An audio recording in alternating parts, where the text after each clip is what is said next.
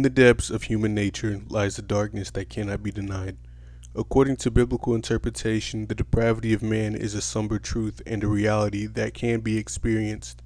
This unveils the wickedness within us all. As generations pass, the wickedness of man increases. Greed, violence, and immorality spreads like a plague throughout the world.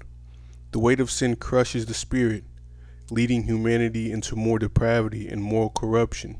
In the world, you see more and more greed. The food industry, the education systems, and worldwide starvation are all seen in today's society. The clothing industry, with cheaper labor exploiting people in other countries and third world countries.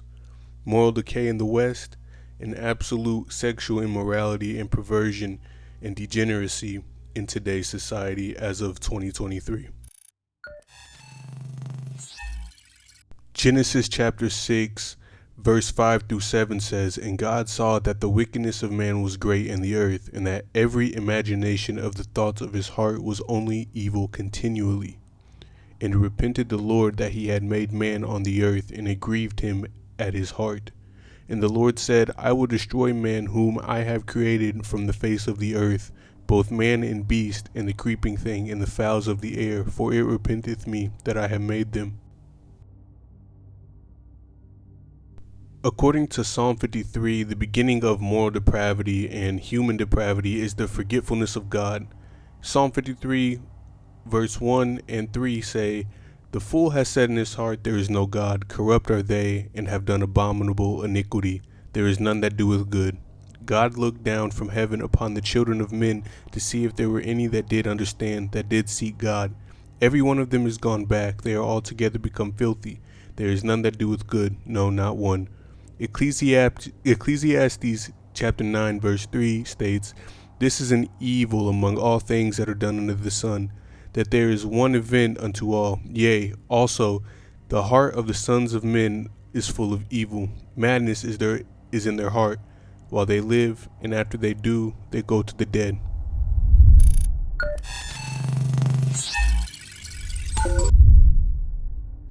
Now, of course, God doesn't allow man to just run his little show. He allows it for a certain amount of time, but then his wrath does come, right? And so before we get into the wrath of God, I do want to put this out.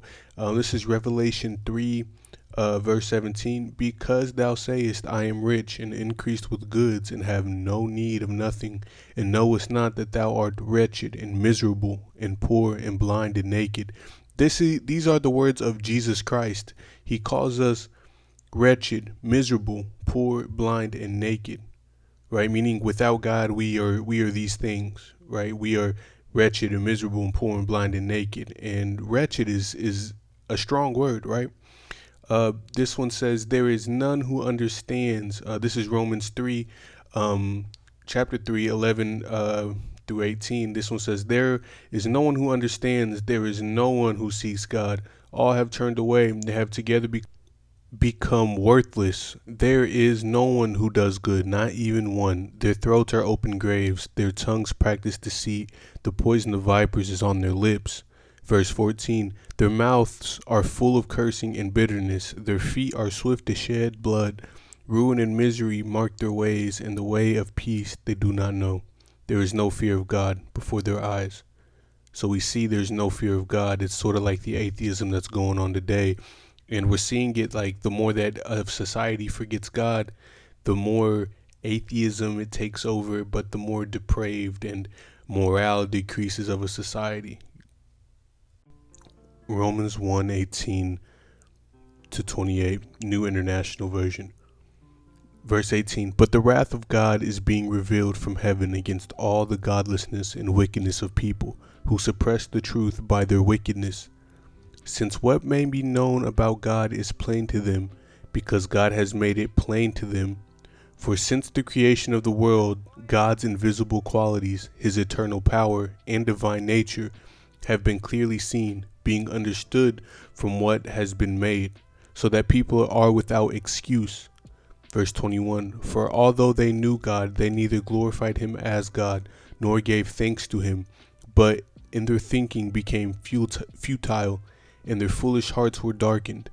Verse 22, "Although they claimed to be wise, they became fools, and exchanged the glory of the immortal God for images made to look like mortal human beings and birds and animals and reptiles. Therefore God gave them over in the sinful desires of their hearts to sexual impurity, for the degrading of their bodies with one another. Verse 25, they exchanged the truth about God for a lie and worshipped and served the created things rather than the Creator, who is forever praised. Amen. Because of this, God gave them over to shameful lusts. Even their women exchanged natural sexual relations for unnatural ones. In the same way, the men also abandoned natural relations with women and were inflamed with lust for one another. Men committed shameful acts with other men and received in them the due penalty of their error. Furthermore, just as they did not think it worthwhile to retain the knowledge of God, so God gave them over to a depraved mind, so that they do what ought not to be done.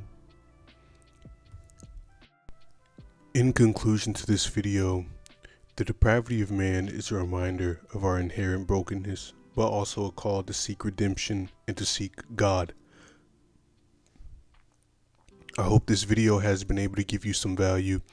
I hope that you were more informed about the God of the Bible and what really happens to us when forgetting God and morals and certain things within our society. So, amen. I hope you have a blessed day, and we'll be continued with another video soon. Have a blessed day.